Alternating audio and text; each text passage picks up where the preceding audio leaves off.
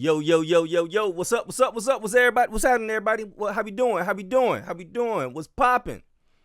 Yo, it's your boy, the talented Brandon J, and I'm here with another episode of the Everyday Shuffle. What's happening, y'all? What's going on? What's popping? How you feeling? How you looking? How you smelling? You dig? What's going on? Everybody looking good, feeling good, smelling good? You know what I mean? Yeah. Oh man. So I got a few things to talk about today. And I kind of just want to get right into it. Yo, so let's just talk music real quick and get that out the way. So I just saw that Miguel just dropped a new album. And I think I just saw that yesterday. While I was in class teaching, and I saw Miguel drop the album. So I haven't given that a listen yet, but I'm gonna give that one a listen and get back to you with that one. I've been waiting for that one to drop. I think it's gonna be dope. He dropped 2 singles off the album. Excuse me. He dropped 2 singles off the album, which are fire. One of the singles I put into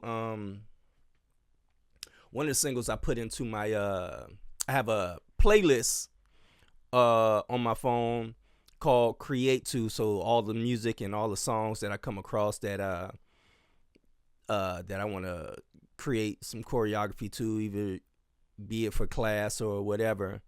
So one of the songs I do have in my Create playlist. So but I can't wait to give the album a listen. I think it's gonna be fire. It's been a long time since he's dropped another album. I also just watched him do his he did an interview on The Breakfast Club, and I just watched that interview. I don't think I finished it, but it was a pretty cool interview.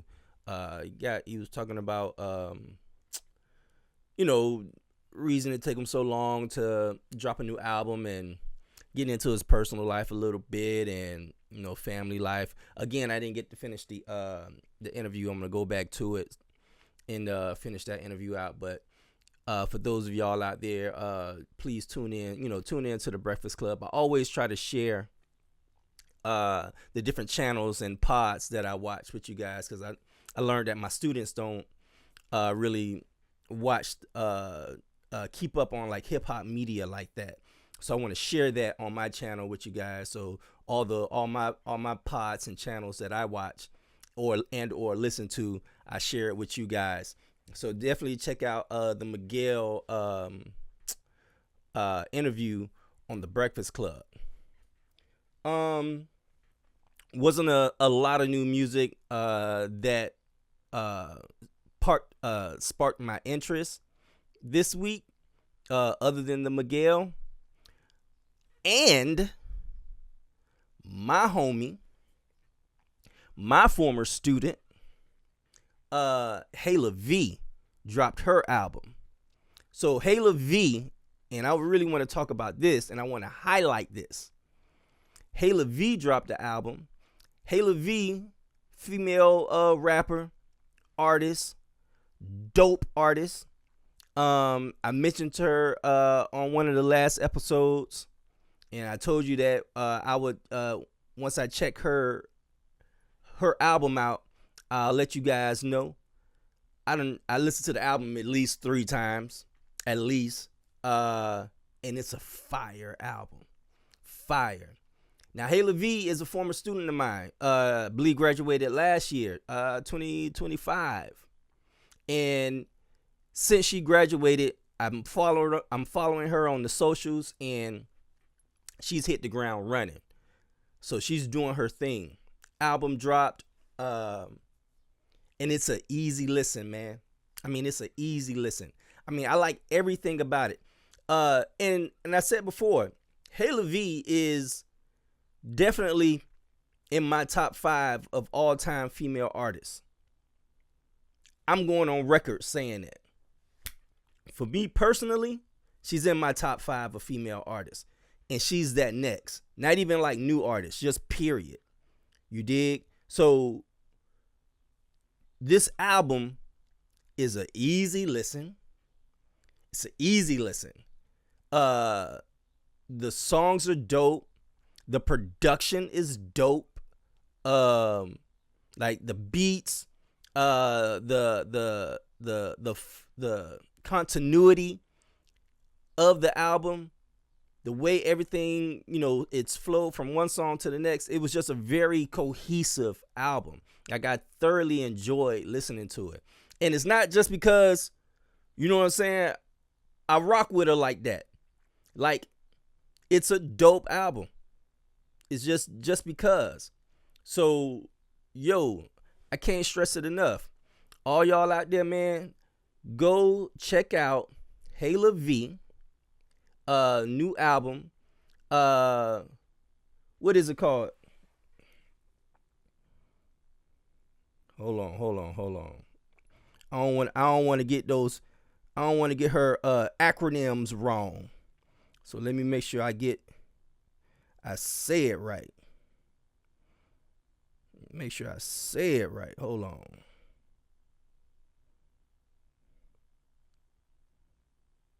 Wait, let me go to the actual app. Yeah, this is just a fire album, man. Like, it's really dope. FTIG. FTIG. Fuck talent, I'm gifted is the acronym. FTIG, Hayla V. Check it out. It's fire. Also, just out the gate, the first song, she's just checking them. You know what I mean? They don't, what she say, they don't ask me what my pronouns is. They know I'm her for real. You dig what I'm saying? Hey, she ain't playing. She said, behind these bars is the only time I'm getting rest. Behind me spitting these bars is the only time I'm getting rest. Yo, it's fire. Check out Hayla V. This album is dope. Also, yo, as dancers and dance teachers, we're also like, especially the hip hop dance teachers. So all my young hip hop dance teachers out there, those of y'all teaching hip hop classes, like, we're also part of pushing the music and getting the music out there. Cause I know in my class, a lot of the stuff that I play, like, my students haven't even heard of. And I'm not even talking about old music. I'm just even the new stuff. You know what I'm saying? When I come up on some new stuff, some new music, and I play it in class, like, a lot of times my students haven't even heard of it yet. So I'm putting them up on game. So dance, all my former students out there who are out there teaching dance classes, and even some of those who may come across this channel who wasn't a former student of mine and started to tune in on this channel, and you're a dance teacher and you're a hip hop dance teacher, yo, it's a couple joints on there that's good for to create to a hip hop class too, be it a beginning, intermediate, or advanced. I already know. I think I picked like 3. I had already choreographed to one of them already. You know what I mean? Last year. And she put that song on the album too, Too Hot, which is a fire song. So, yo, I'm calling y'all out. All my former students who are out there teaching hip hop classes, especially y'all who know Hayla V. There's a couple of y'all who know Hayla, who rock with her. Make sure you put some of her songs in your repertoire of things that you're creating to and teaching these classes. Make sure you put drops, or even if you do a warm up. I know some of y'all young. Look, some of y'all young hip hop teachers out there don't be doing warm ups. I got a problem with that too. Make sure y'all do warm ups, man. Teach a proper hip hop class. I know some of y'all just bust in, and because these new age choreographers, that's what they do. They just come on in and teach a class and probably have like some other person warm the class up, or have the dancers warm up on their own. Stop doing that. Warm your class up. Give your students a full, proper dance class. So warm them up. So even if you put some of these songs in the warm up, like I do that on purpose in my class, especially with students I know that got that do music. I tell them, yo, send me some tracks so I can put it in the warm up. What that does is I treat my class just like this gonna sound weird. This gonna be a weird sentence. I treat my class like the strip club. What do you mean by that, Brandon? Let me tell you. So, like I said before in another episode, Atlanta Georgia artists, people in the South, and actually people, it just in hip hop period, it doesn't have to be the South, because from what I know, this also happens in New York as well. But like hip hop songs, there's at a certain point a time from the late, I want to say definitely through the 90s up until now, and maybe even started in the late 80s, but definitely in the 90s, hip hop songs went through the strip club first. That's how you knew you had a hit. I told you about this. I talked about it. There's a whole documentary about it by Jermaine Dupri, who executive produced it, called Magic City. So it's a documentary that talks about this on Hulu. Is it on Hulu? No. Amazon Prime. It's on Amazon Prime, called Magic City. And it talks about how music had to funnel through the strip club first. And that's how you knew you had a hit. If it got the strip club bopping, then it was like, okay, this is a hit. So that's what I mean. So when my students come through, because I've had a few students that do music and like, yo, send me some tracks. They tell me, hey, Brandon, I do music and this and that. I say, yo, send me some tracks. I'll play it in my class. Even if I don't get a chance to choreograph to it. Matter of fact, Hayla is the first one I actually choreographed. One of my students who did music that I choreographed to. But even if I don't get a chance to choreograph to it, or just new music, and it's just new music, I'll play it in my warm up, and I'm watching my students to see like, yo, who's reacting to it. And a lot of times, man, and I tell you, my students come up to me all the time. They're like, yo, what was that one song in the warm up? So that's what I mean by that. And this, so all my dance teachers out there, my former students who are dance teachers, especially my former students who are dance teachers, I'm definitely calling y'all out. Yo, do your boy a solid. Listen to the Hayla V album. Create something to it. Play it in the classroom, man. Get this album out there. Get it some traction. You dig what I'm saying? You know what I'm saying? Look out for the homie. And check out Hayla V. Put some choreography to it and play it in the class, man. So I'm calling all my former students out who teaches hip hop classes. And even those who don't, like I said, if you're not a former student of mine and you teach a hip hop class, you come across this, check that thing out. Hayla V. Fire. You know what I mean? Like I said, I already got 3 that I'm gonna put on, at least 3 that's in my Create 2 playlist. So yo, the Hayla V album, FTIG, Fuck Talent, I'm Gifted. Like, even the title alone is fire. The title alone lets you know what she's about. The title alone speaks confidence. You know what I mean? The title alone speaks to me success into her future. You know what I mean? And she's already, in my opinion, successful just by doing the album, completing the album, and just doing the work. In my opinion, is already one level of success and something to be extremely proud of.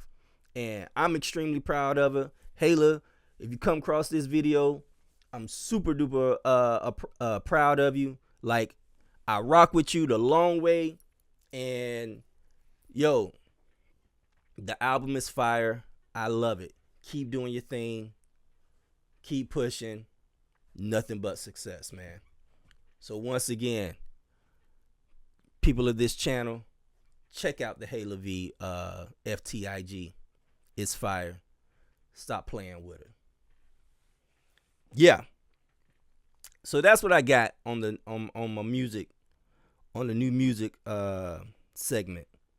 But yeah, that one is dope. What else I got, man? Yo, I'm late to the party. I ain't gonna lie to kick it. I'm late to the party. So this past weekend, I watched Sinners.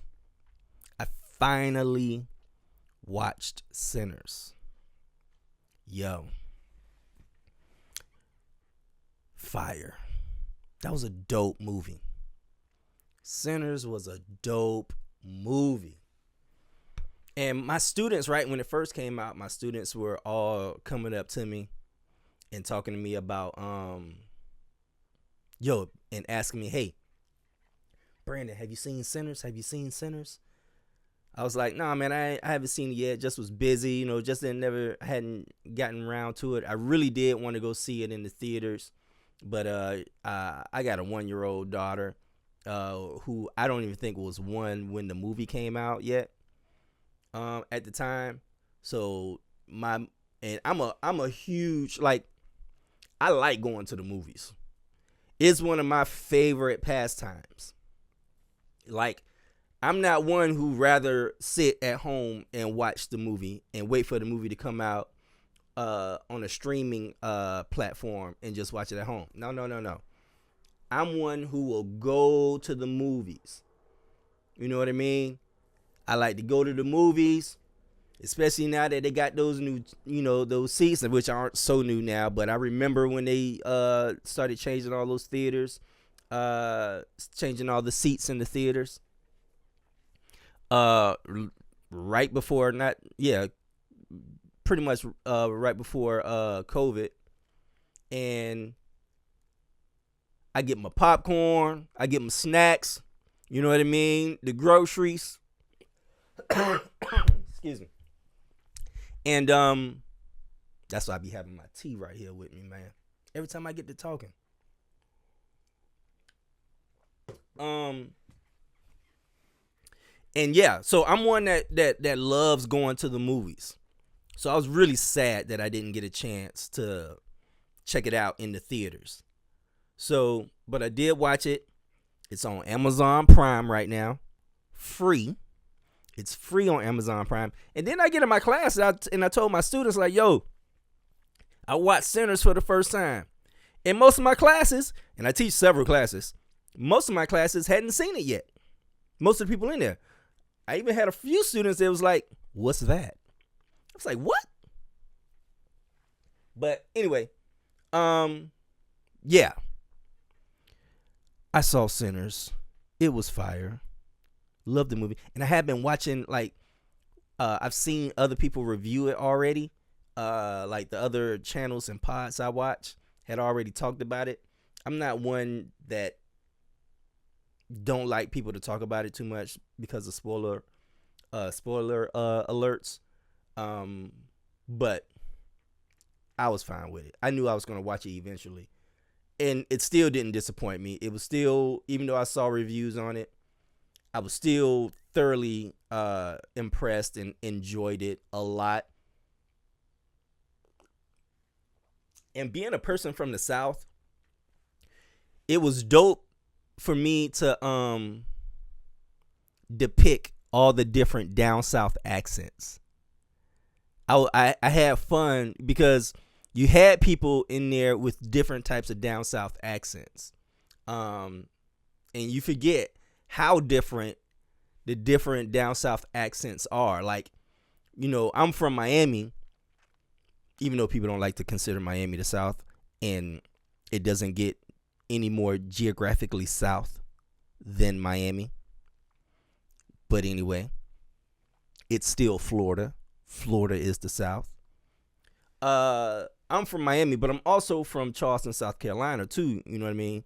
And that even those two dialects are different. You know what I mean? You got the Geechees in Charleston, South Carolina, that has that island accent to their southern accent, right?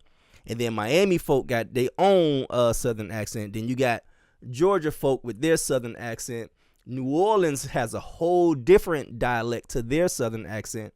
So it was cool to sit there and depict the different accents, which I did just on my own to myself. And then as I was watching the movie, a lot of the places where I was saying it revealed it, because I could tell a New Orleans southern accent anywhere. What else? But yeah, my students would come up to me and ask me if I saw it and saw the dance scene. They was all raving about the dance scene in it. So I get what they were saying, man. I and it was a really dope dance scene. I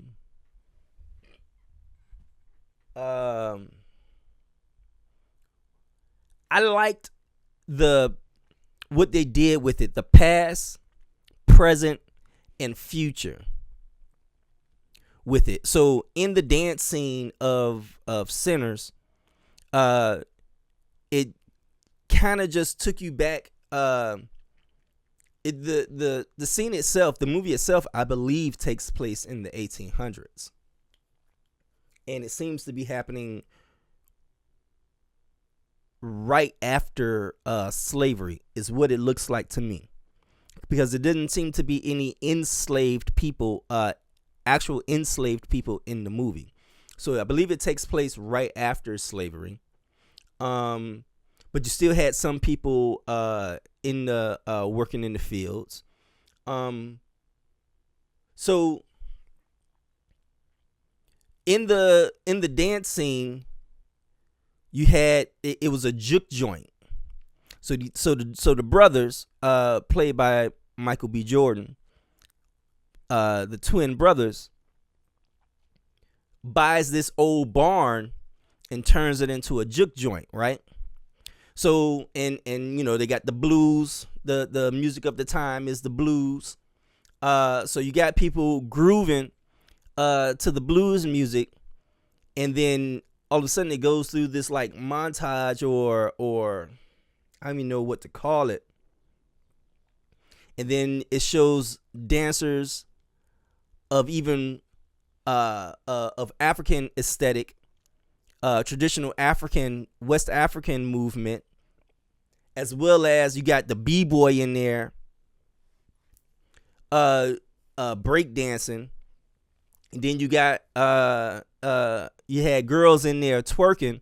So all of this is happening as it's just paying homage to the current, the past, the and the future, which I thought was really, really, really dope.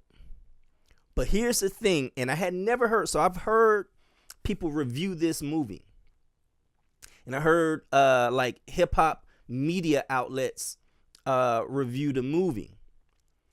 I have not heard a dancer review this movie.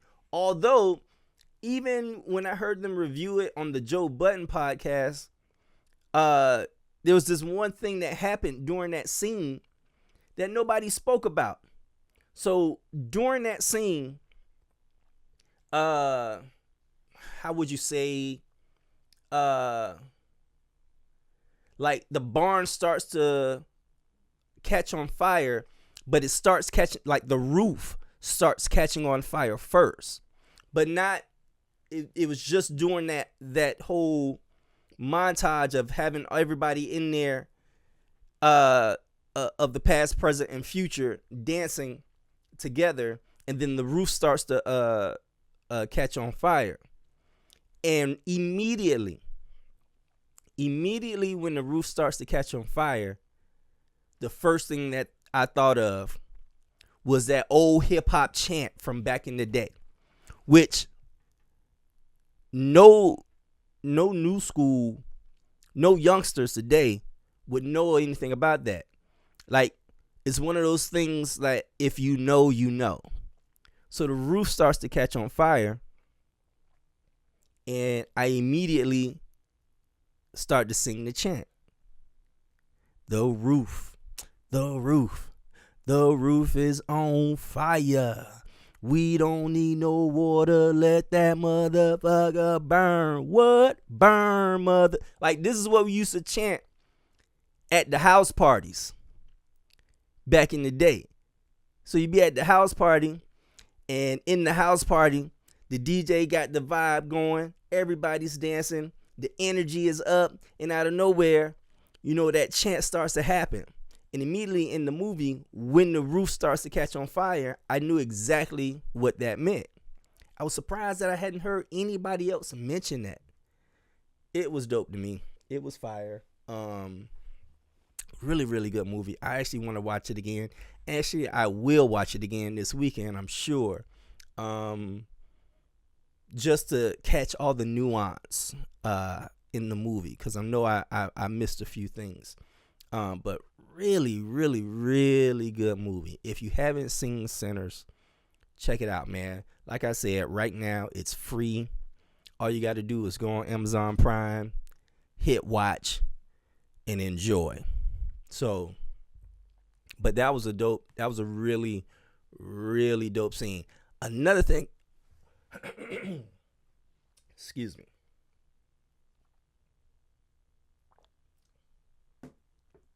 That was a really, really dope scene. And another thing I would have done, like as I'm watching it, obviously my creative brain is being sparked, and got me going.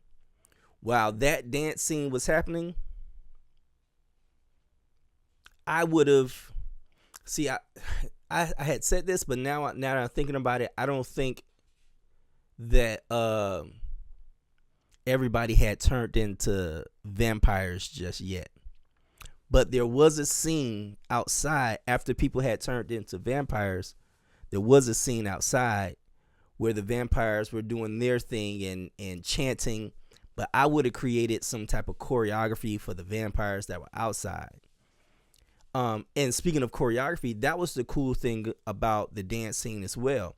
There really wasn't any choreography, which is something that I've been stressing in my class, right? Because I've been finding that young dancers, unless they're told what to do, unless they're given choreography, they don't really know how to move if the music is just playing. So it always, and once I started to see this and discover this, it made me really question, like, yo, how are these young people at the functions? If all you do is move when given choreography, how are you moving at the functions?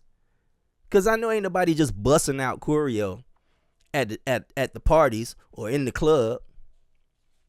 So when you're at the functions, how are you moving? Right? And I mean, this is even with like the advanced dancers that I work with. If music is playing, they don't really know how to move to that. They just give me the simplest two-step. So there's no sense of groove that just lives within them. So that was the cool thing about that scene as well, is that it wasn't no real choreography. Another really cool dance scene that I like that also took place, this one took place in like the 1920s, 1930s, because it was more of a Lindy Hop style movement. Outkast movie Idlewild. That dance scene is one of my favorite dance scenes, right? And that was choreographed. It was a choreographic dance scene, which was also really dope. But this one I really appreciate it because it wasn't choreographed. It was just grooved to the music. And that's something that you don't see anymore. But I would have did some type of choreography for the vampires that were outside during that time that they were doing their little chants and stuff like that. But yeah, I would have loved to been a choreographer on this movie. It was fire. It was fire. It also showed me like how ahead of times I am. You know what I mean? Like, or even how just great minds think alike, because I choreographed a zombie dance like years ago that I still teach today. As a matter of fact, I teach it every fall because I use that as a midterm for my advanced class, or for my advanced class at UCR. And I'm also doing it for my hip hop classes at Pomona College. And I teach this zombie dance, undead themed dance every fall, and we always do it the week of Halloween. So they always perform it the week of Halloween. But I've been doing this. I must have choreographed this dance over at least 10 years ago. I'm pretty sure it's over 10 years ago, but at least 10 years ago. So, and I'm still teaching it today. And the funny thing about this is that here's that thing again about music. Like, the song that I use is Monster by Kanye West's Monster. And like, it's still fire today. Like, it's one of those things, like, if you haven't heard it before, it's like, oh man, what is this song? And if you've heard it before and then you hear it and then I go to play it, they be like, yo, I forgot about this. This is a slap. I forgot how much of a slap this song is. You got Kanye West on there, you got Jay-Z on there, and you got Nicki Minaj on there. And Nicki Minaj is she closes out the song. She got the anchor verse. So, and that it's one of my favorite verses by Nicki. Like, I love hearing her spit on this song. So yeah, it just, it just really showed me like, yo, like, great minds really do think alike. That's why I was like, when I saw the movie and I saw that scene, like, yo, man, I be kicking myself when I be watching movies and seeing scenes that have dancing in it. I'm like, yo, how did I not get that gig? But hey, it is what it is. But yeah, I would have created something I would have created a nice little dope vampire dance for the vampires that was hanging out outside of the barn. I think that would have been dope. But really good movie, man. Like I said, Sinners is free right now. Amazon Prime. Yo, y'all check it out. If you haven't seen it, please check it out. I told my students, I was very surprised at how many students I had who haven't seen it. I just assumed that, I'm in my world. Everybody's out in the world staying on top of everything. I thought I was the only one who didn't see Sinners. But yeah, most of my classes, every class that I told this story to, most of the people in the class had never seen it. And then I had some who had never heard of it.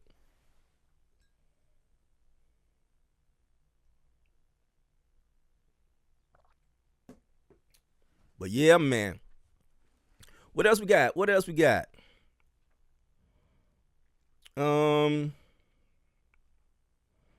Hold on.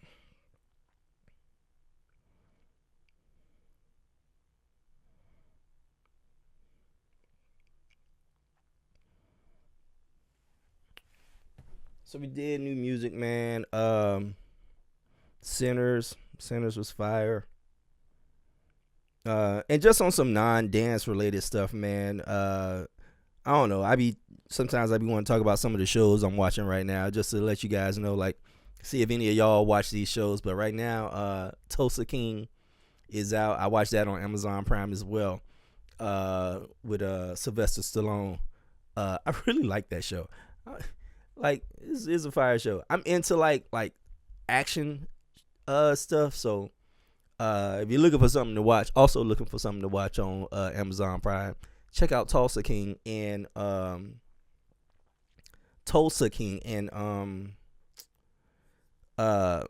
Mayor of Kingstown is supposed to be coming back, I think this week, if it hasn't started already.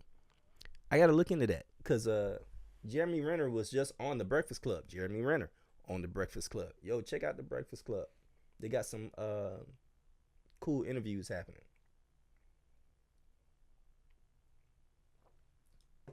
Excuse me. But yeah, Mayor of Kingstown and Tulsa King. Two dope shows I'll be watching on Amazon. I'm waiting for Landman to come back, because that was with Billy Bob Thornton. I'm waiting for that one to come back with their new season, because that was fire. That should be coming back soon as well. What else we got? What happened this week? Let me tell you about some of these channels I watch. So some of these channels to tune into, man, that I also tune into. Obviously, I just told you about the Breakfast Club, the Joe Budden podcast, which is really dope. I just started tuning in to the Native Land podcast, which really talks about it's more on a political side of things, but you can choose to watch or not watch that one. It's not really a hip hop channel, so I would really say the Breakfast Club and the Joe Budden podcast, the Wall Street Trapper. I will be talking about some of the Wall Street Trappers videos. Dope brother who talks about investing and investing in the stock market. And one of his saying is Wall Street looks like us now. So I will be talking about a little bit of stuff like that, and dropping some videos highlighting some of the stuff that I learned from him. And as soon as I can learn how to drop the links in the videos and do all the editing stuff, man, so that I could just drop the links in these videos to you, I'll start doing that. I'm still learning, y'all. I'm still trying to figure this thing out. Like I told you, all I got right now is how to put the little titles of the of the episode on there. But give me a minute, let me cook, man. I'm gonna have this channel looking real good for you guys, and dropping videos and links for you. Of information that I find useful. So yeah, but this week I was going to talk about this, and then I wasn't going to talk about this, because I don't like to talk about, like I said, I don't like to use other people's videos. A lot of people, a lot of channels have been covering this past week, and like I said, I don't like to use my channel or use other people's channel as clickbait to heighten my channel. You know what I mean? I don't like to do that. Far as when you go to search it or click on the channel, it's a picture of another person's channel who's trending, and you click on it, and then it end up being someone else's channel who's just doing commentary or reviewing that particular event or channel. But anyway, so like I said, I'm a watcher of the Joe Budden podcast, and I have it on here, so I guess I'll talk about it a little bit. If you don't tune in to the Joe Budden podcast, it's a podcast. It's a hip hop podcast. Joe Budden is a former rapper, now media personality, and a really dope brother. I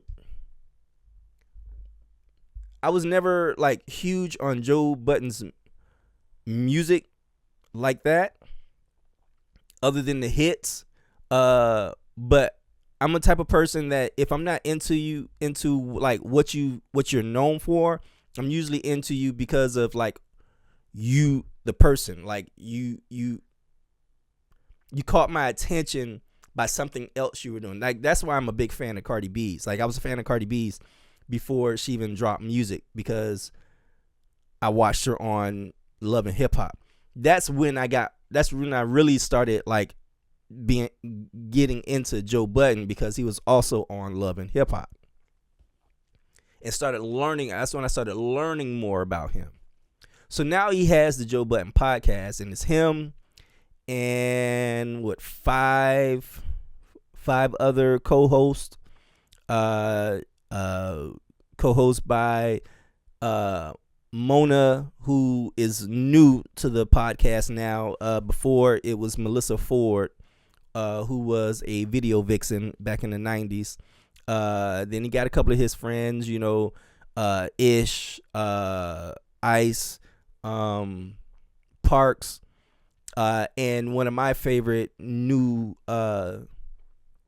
members of the Joe Budden podcast is Dr. Mark Lamont Hill, who is a professor. He is a intellectualist. Used to work on CNN. Has his own channel, but Mark Lamont Hill is just seems like a really, really just dope brother, and he's one of those cats that when he speaks, he makes you want to listen. And there's a couple of people like that out there for me, that anytime they're speaking, like, I want to listen. Killer Mike is one of those people for me. So on the podcast, and Queen's Flip, who's also like big on social media, has his own like social media following. Queen's Flip, the Queen's Flip Network. And so there's a clip of Mark Lamont Hill and Queen's Flip going at it. They're arguing. And they go back and forth, and it gets so heated that they had to step outside to calm it down, right? And usually when someone says, you're like, yo, let's just step outside and talk, it usually mean ain't no talking about to happen. Hands about to get thrown. Furniture's about to get to moving. When somebody say, yo, I'm sick of this back and forth, let's talk about this outside. Come meet me outside. We already know what time it is, right? But this is energy that the internet isn't used to seeing from a Mark Lamont Hill, but is used to seeing from a Queen's Flip.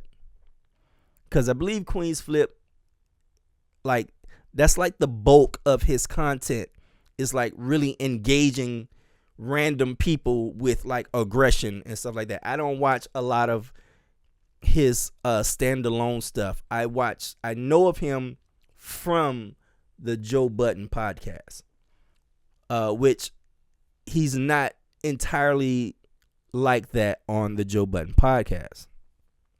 But they get into a heated debate in a back and forth. So then Mark Lamont Hill has friends on the Native Land podcast, and they decided to comment on it. They decided to do a review of it because everybody caught wind of this clip. It went viral. So the Native Land podcast is a podcast of intellectuals. Angela Rye is one of the hosts. Andrew Gillum. And I can't think of everybody's name because that's not a podcast I watch all the time, but it's the Native Land podcast. And so they decided they're good friends with Dr. Mark Lamont Hill. So they decided to watch the clip and make the clip a part of a segment of their podcast, but titled their podcast, their episode, the Joe Budden podcast and the dumbing down of America. Clearly, the Joe Budden podcast took much offense to this. Things were said. I'm not going to go through everything. Please check it out for yourselves.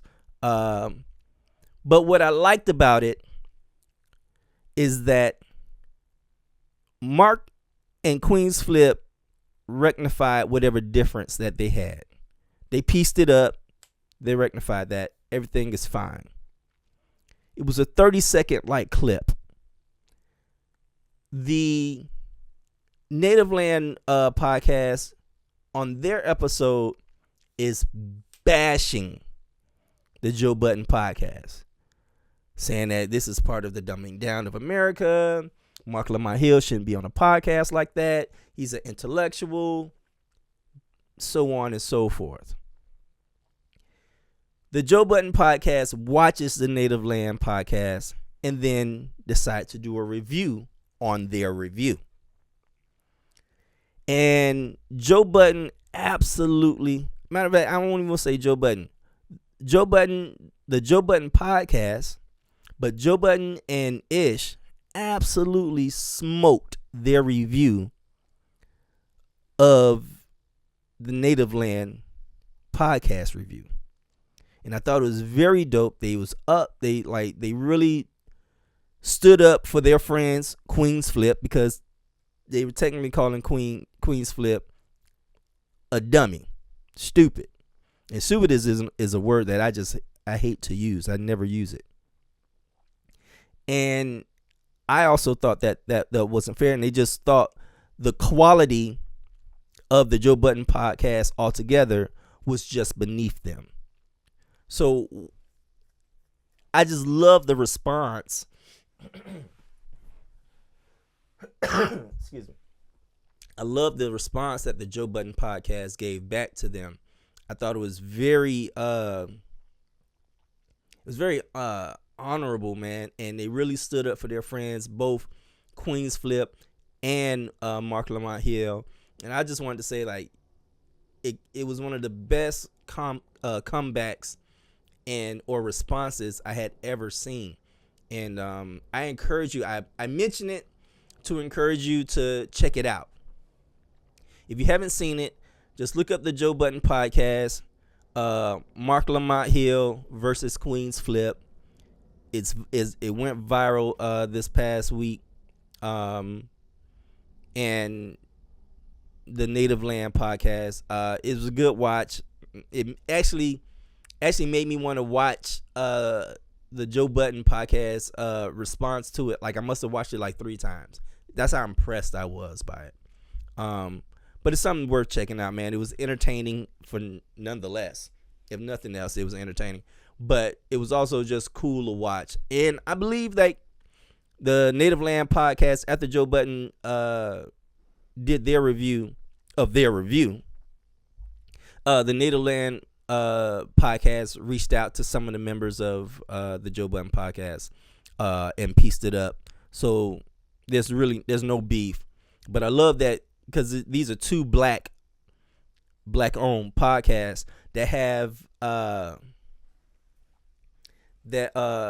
has a huge reach to the people, and I believe both are equally important, although they are very different in the content that they put out there. I think both are very equally important to the culture and to black folk. So I'm glad that they were able to piece that up, but it was entertaining to watch. And like I said, it's just another like hip hop media. Although the Native Land podcast is not a hip hop media outlet or type of podcast, but check it out. Check it out if you want.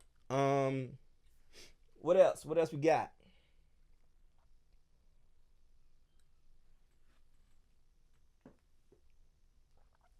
What else we got?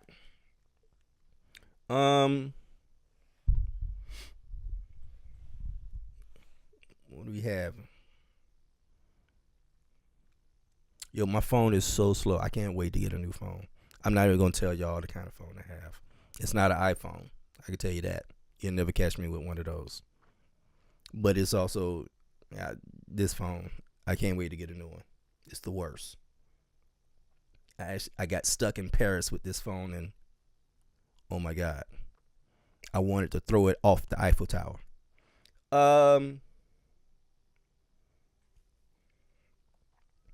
What do we have? We talked about the Native Land.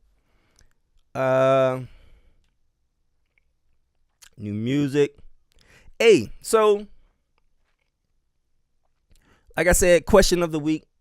Every week I do a question, man. I ask my students questions that pop up into my head.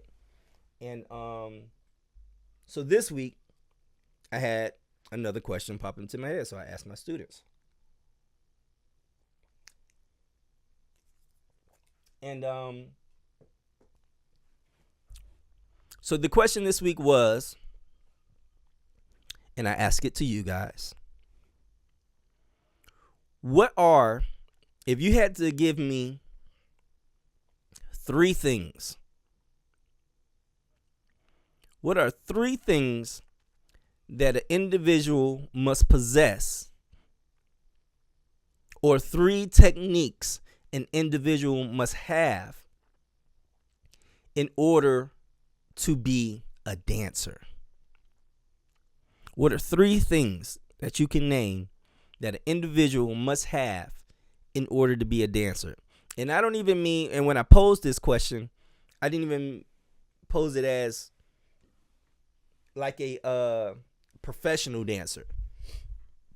Just a dancer. Just someone that when they're at the function, they can just get busy at the function. Like, just that. Not professionally, not the 3 things you need to pursue dance as a career. Just your average person. I just wanted to know what they thought. Because I had never asked myself this question before. So I thought it was very interesting. So 3 things. What are 3 things an individual would need or possess, or 3 techniques that you must have in order to be considered a dancer? And some of the answers that I got a lot of good answers. One of the 3 things that I got the most, that I heard the most, was confidence. And I've been hearing confidence a lot the past couple years, honestly.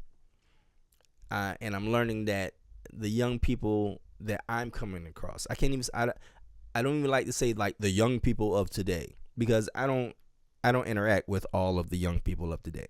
I can only speak for those that come across and come through my classroom. And even that is, for me,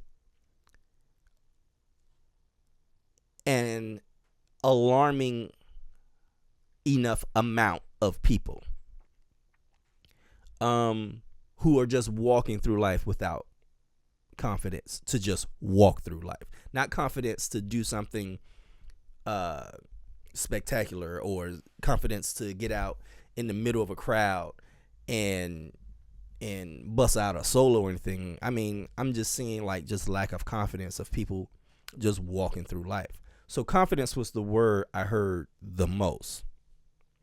Then I heard passion a lot. I heard drive. So yeah, those are the things I heard the most. But then I also heard, I got answers like rhythm,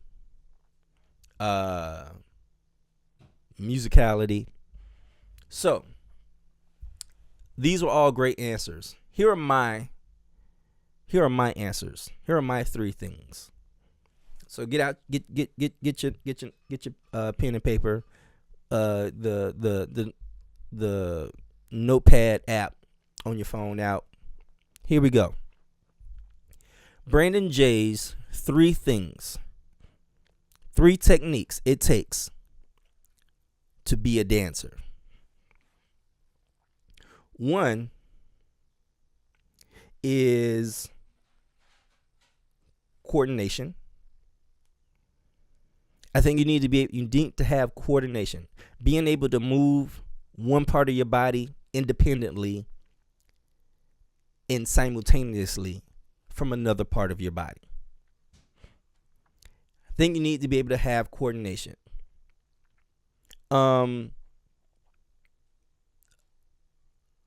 That in itself is a thing that I'm noticing that just everyday people don't have. And I think sometimes just like, and I'm freestyling right now, even sometimes just as a dancer, I get so caught up like understanding coordination in the body. I sometimes forget either I forget or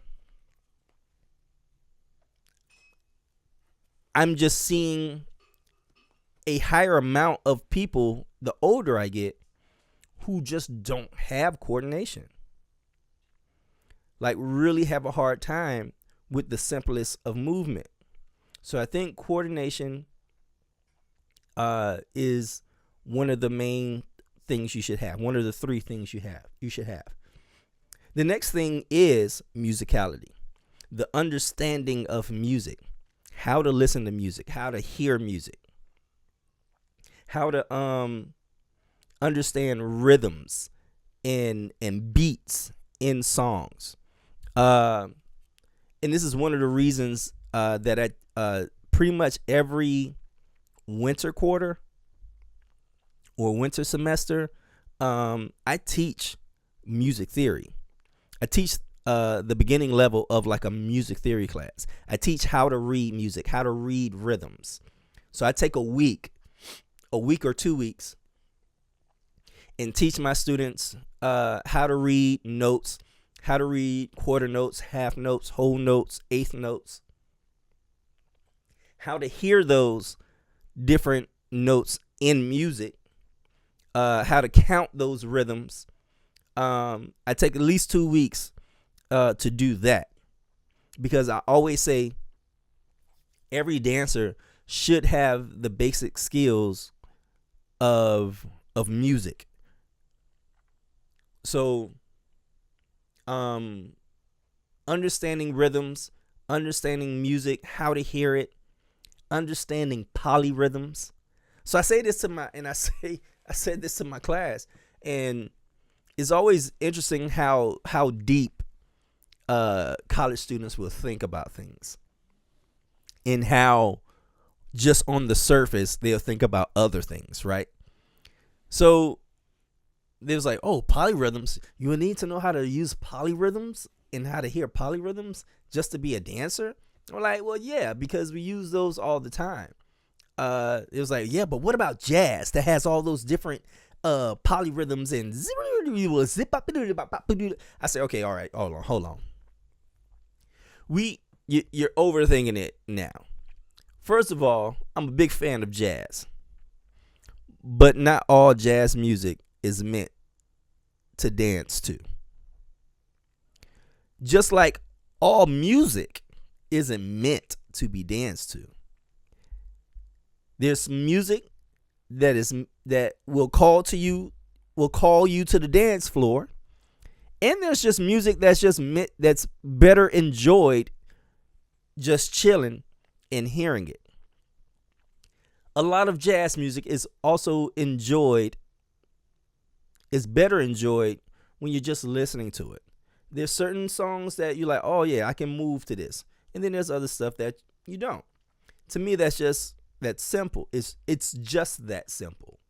But I thought it was funny that they started like really going on the deep end of the thought process about that. But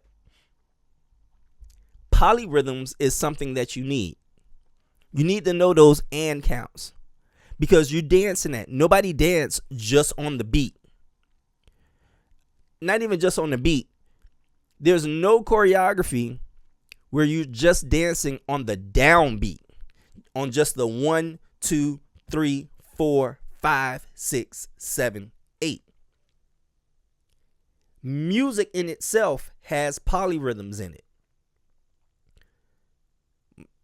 The cadence, the rhythms, the beat of the song has 1 and 2 and 3 and 4, 5 and 6 and 7, 8, 1, 2, and like those are different rhythm patterns. And then choreography is the same way, right? So choreography moves in rhythmic ways. Unless and then I had one student say, but what about modern dance? Doesn't modern dance not use polyrhythms? And I say, hold on. I said, that's a whole nother conversation that I'm willing to have. I have probably some unpopular critiques about that. I say it's not so much modern dance as it is postmodern dance that you will find that. So yeah, not necessarily modern dance, but postmodern, you might find somebody. You might find some dancers doing things just on the downbeats. Not my favorite thing to watch, but I respect it all. This is that overthinking thing that we're talking about. I'm in a hip hop class. We're in a hip hop class, so I want to stay within the context of a hip hop class and hip hop movement. So yeah, in hip hop, you definitely need to have understanding of polyrhythms. So those are two of the three things: coordination, the understanding of music. My third thing is the understanding of body, of the body, anatomy. Like understanding your body and how your body move in a different range of motion and position that the body can move in is important. Because I'm seeing a lot of dancers, I'm seeing a lot of types of choreography and dance styles look the same because they're moving the same way each and every time to every song. So when you don't understand how the body moves both internally and externally, then your movement starts to look the same, and then you don't have a very broad movement vocabulary in your arsenal when you go to move and freestyle and groove or choreograph. So that's one of the things that I teach the most. I use those are my three things because those are the three things I find myself teaching the most so that my students can get it, so that young dancers get it. And after I teach those things, they be like, oh, the epiphany happens. Oh, okay, I understand now. So the understanding of the body and how it can move in these different ways, and I have this sphere, this imaginary sphere that I'm dancing in, and I can move all those different types of ways, and then know that I can hit my body on the different rhythms that's happening in whatever song I'm listening to. But on top of that, I can create new rhythms to layer on top of the existing rhythms that I'm hearing. So I can create new rhythms in my body and choreography to layer on top of the rhythms that I'm already hearing in the music. And I'm just riding the sound wave of the time signature that it's in. And then the coordination of all three of those things together: my body, what I'm listening to, the coordination of being able to move different body parts simultaneously and independently from one another in a way that looks rhythmic. That to me is what dance is. I think once you have some understanding of those three things, you can function at the function. You can get busy at the function.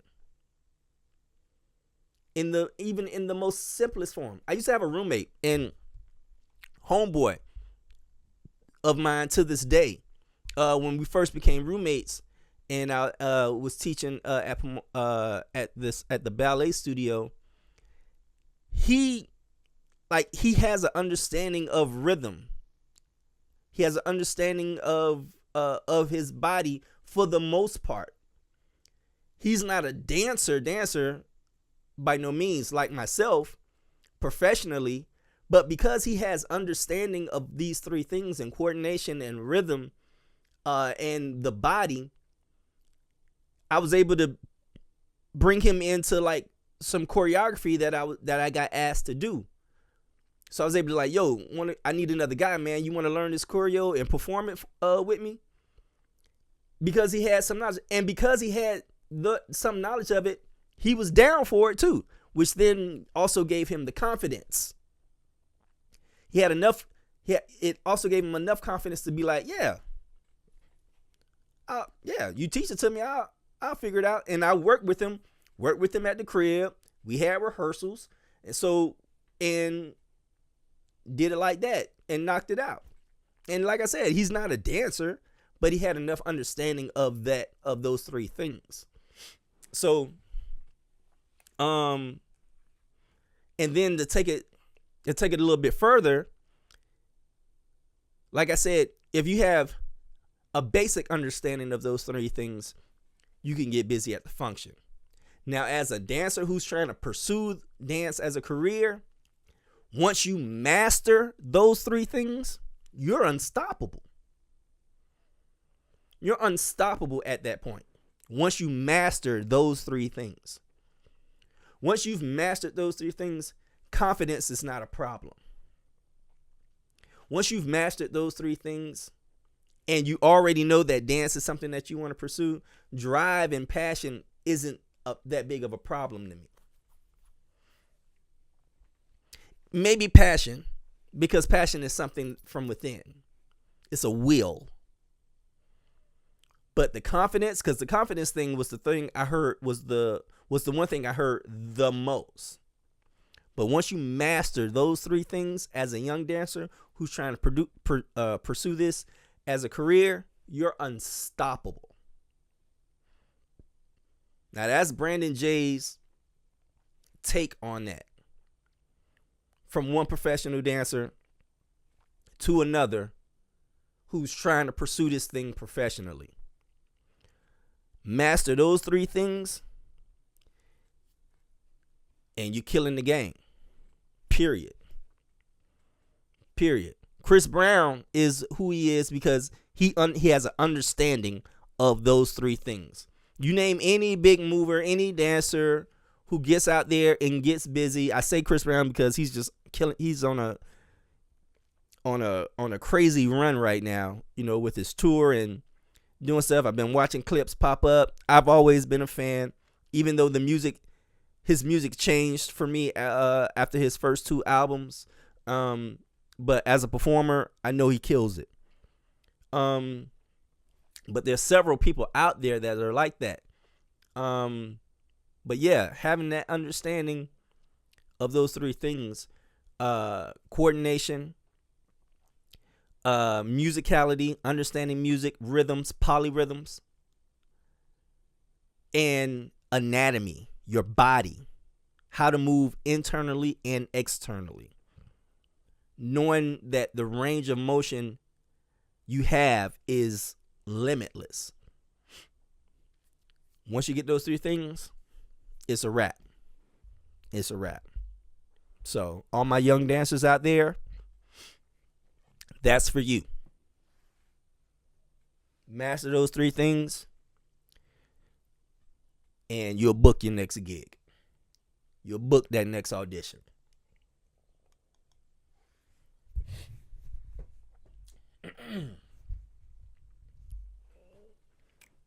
Yo. Also, man, so I've been doing a lot of office hours.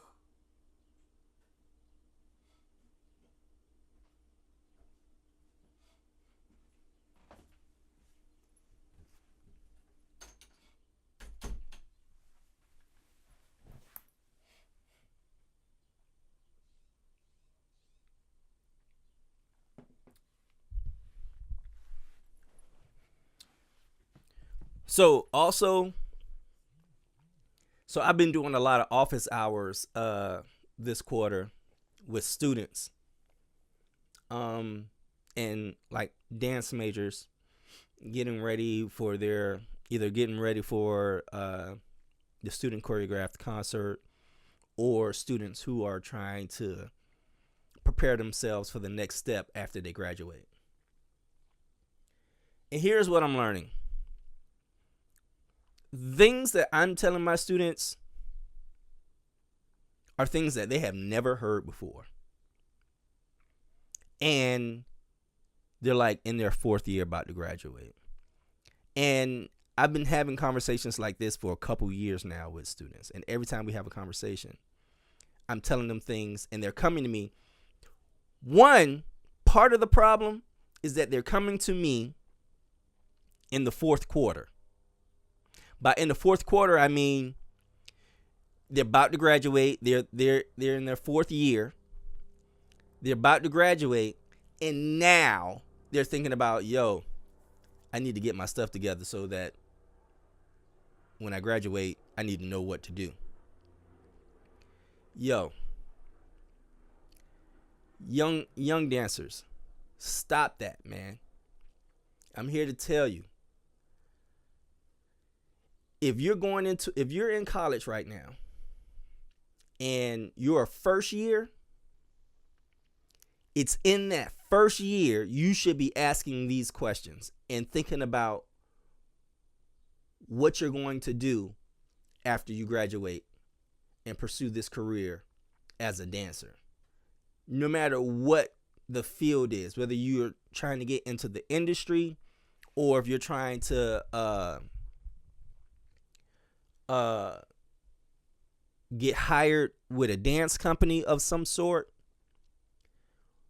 think about that in year one. Now, I'm saying this to you because a lot of y'all don't know to think about that in year one. So I don't put all the blame on the young dancer. Now, also, young dancers, and even if you're not in your first year and you're in your second, third, or fourth year, find somebody in your department to go to and ask these questions. But definitely, if you're in year one and you're a dance major, I need all of y'all to go to somebody in your department, any of the professors, advisors in the department, dance advisors, because I got a problem with these college advisors that just telling students to take classes just because and throwing them in advanced modern or throwing them in advanced hip hop. It really just be throwing them in like advanced hip hop and say, yeah, just take the class. It doesn't matter. Like I got a huge problem with these college advisors that's telling these students to do that. Because you're sending them to a class and anyway. Young dancers, go to the people in your program. Invest in yourself. Have investment in yourself, and go to someone in your program and ask them, hey, sit down and have a meeting. And in your meeting, ask this question.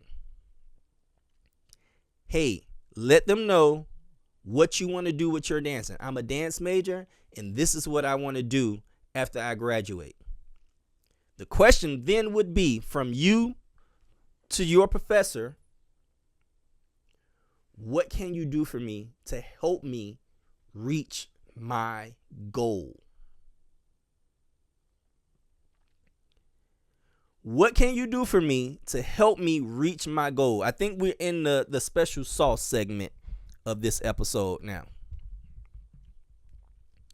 What can you do for me to help me reach my goal? Yo, As a professor, that is literally our job. The whole point of you going to college is to prepare you for the next step after you graduate. We should be spending 4 years of preparation, understanding what your goal is, and preparing you for 4 years to reach that goal, so that when you graduate, you already have the tools. Not looking for the toolbox in spring semester of the year you're graduating. Graduate in June, and in April, you're looking for the toolbox. That's not how that works. So if you're a first year right now, under the sound of my voice, looking at this video, if you're a first year and you're a dance major, matter of fact, if you're in any kind of arts, I really feel like this is for anybody.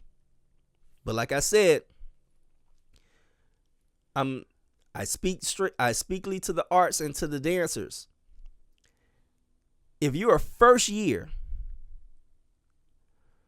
have a meeting with someone in your program, in your department. Tell them what it is you want to do with your dancing, and you ask them, hey, what can you and this department do for me to help me reach my goal? That's what I want y'all to ask. Because it's not being done. And professors, I need y'all to do the same thing. When you guys had them induction meetings and those meet and greets, and you sit and meet with those first years, second years, third years, fourth years, the question you need to be asking these young dancers, and I'm talking to the professors now, ask these young dancers what they want to do with their dancing. And then once they tell you, it's your job. It's our job to help them reach that goal. To then give them the tools, provide them with the resources so that they reach that goal. That's the gig. That's the gig. I'm tired of seeing these young dancers, man, not knowing what to do in the fourth quarter. We can't do that, man. It saddens me. It saddens me. I have a student. I've had several students. But I had a student, and they come to me, we're having a meeting, and they're saying, yeah, I'm thinking about applying to this agency, and I just want you to help me look over the application and resume and make sure I got everything formatted right. Yo, I love this. I absolutely love this, because now this is a young person who's taking investment in their future. So I absolutely love these meetings. Here's the thing, though. They're a fourth year.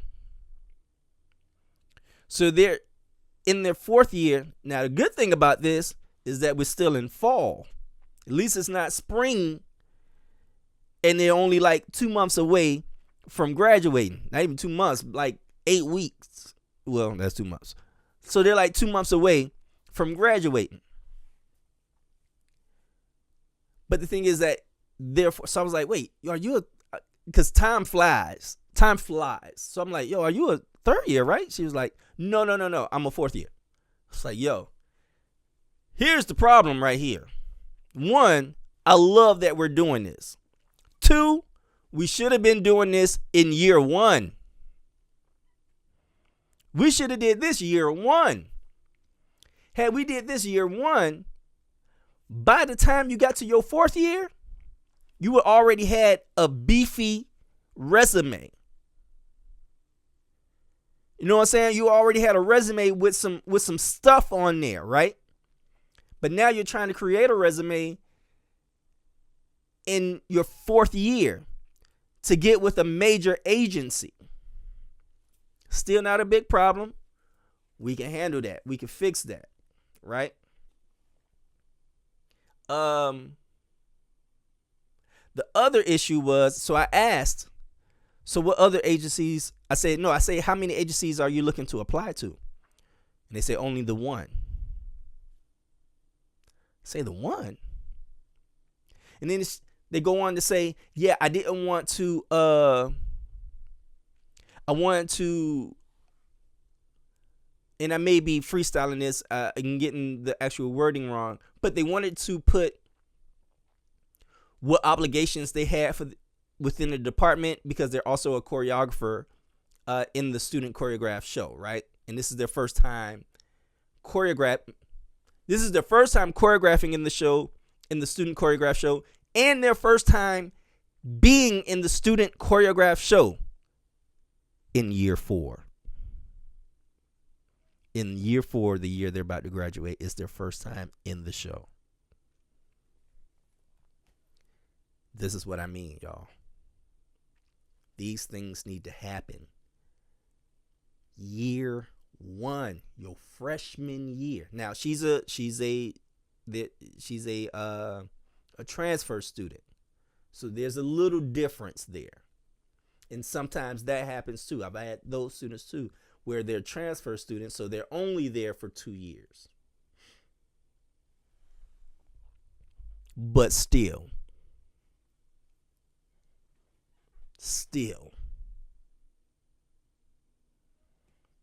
So I'm like, wait, only one agency?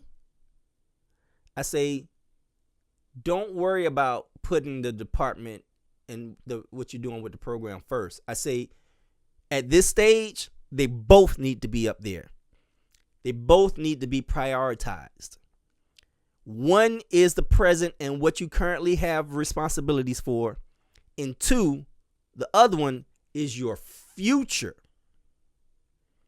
which is vastly approaching and will be here before you know it. So they both need to be prioritized up top. Don't put one over the other. So I tell her that. I told her, you should be doing this for like 5 to 10 agencies. I say 5 at least. 5 at least. And maybe you'll then get called back to 2. You know what I mean? So she's on the right track. We're just late in the game. And I have a lot of students that do this. And then there's a lot of students that don't do this at all.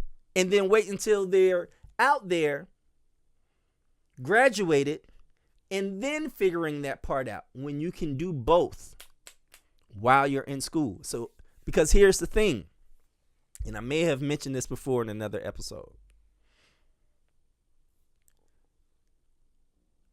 While you're in school, getting the education, and majoring in dance, which is dope, your counterpart is already with the agency, getting the other part, getting that other portion of the education that you're not getting. See, that in the field and getting the agent and getting the gigs and going to auditions, that's the other part of the education that you don't get when you're at the institution. See, that outside in the field is also education. Getting an agent is education. Building a resume and booking gigs and going auditions going on auditions is a part of your dancer's education.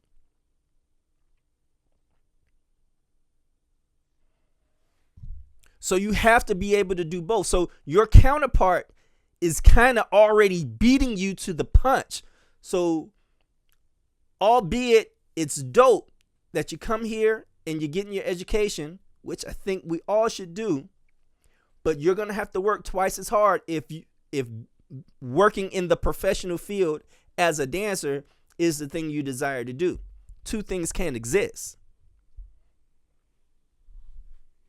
And if you're trying to be in the industry, then you need to be in the industry and in your department at the same time.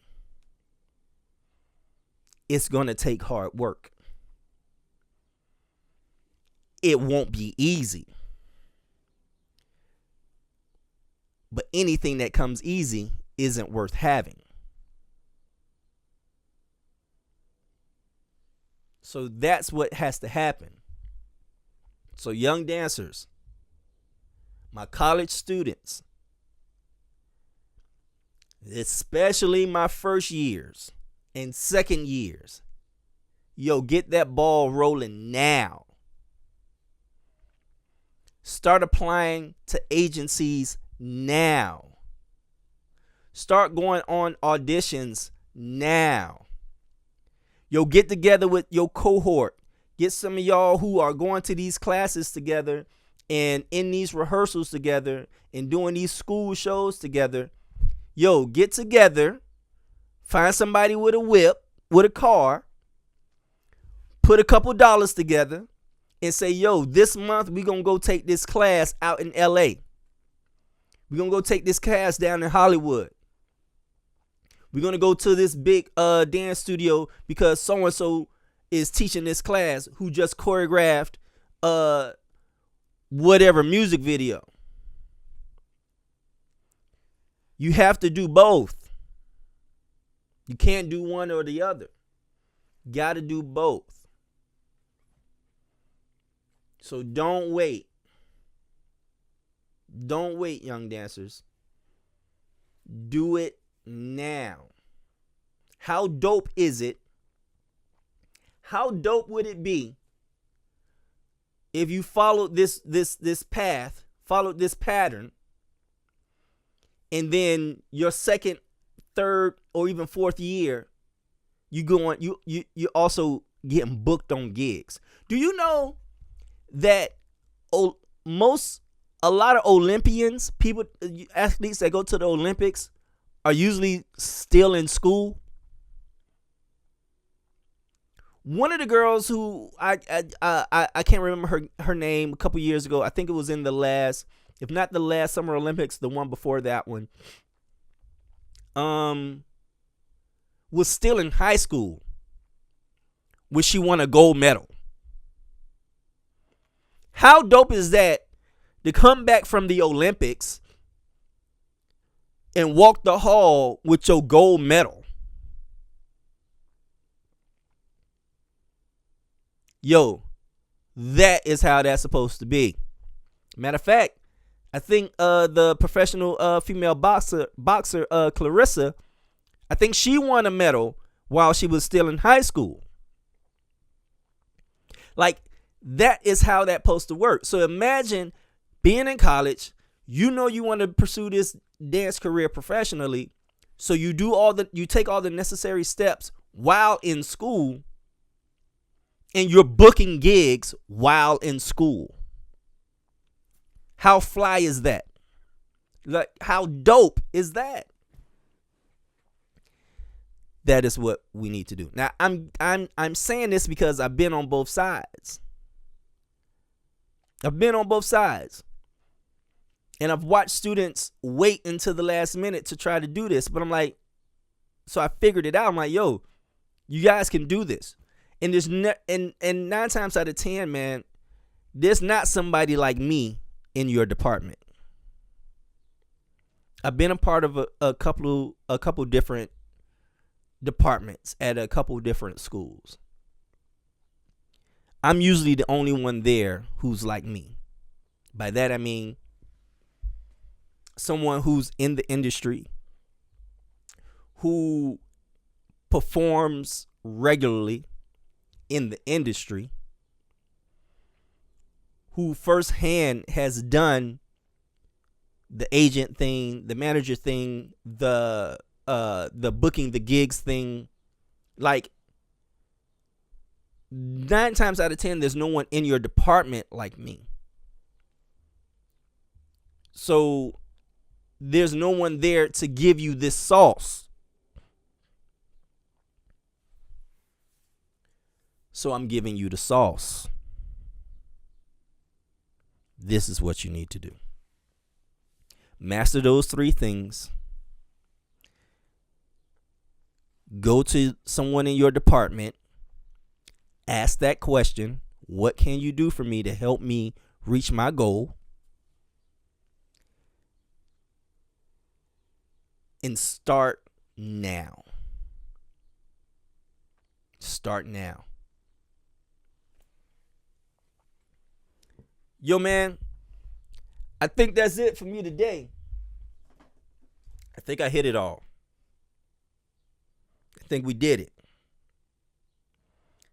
Yo, I hate this phone. I got to go through so much. I always, every time if the phone goes to sleep, I got to like relog back in, hit the password, wait for it. Oh, I hate this phone.